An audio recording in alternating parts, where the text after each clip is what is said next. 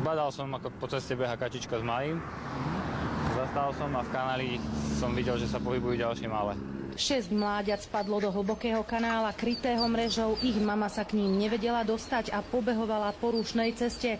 Všimol si ju okolo idúci vodič, ktorý neváhal zavolať hasičov.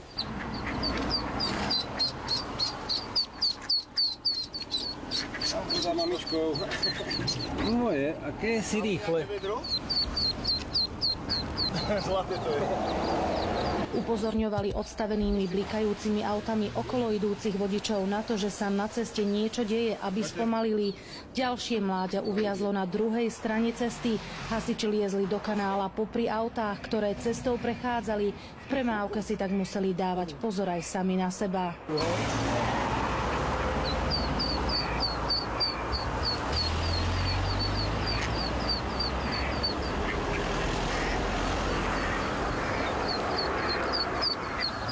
Behala určite aj s malým, zo 3-krát by ich tu už bolo zrazilo.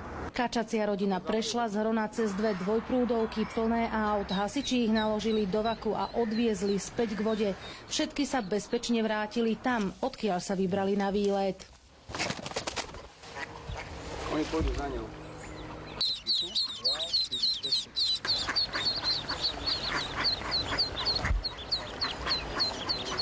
Z Banskej Bystrice Katarína Kováčiková, televízia JOJ.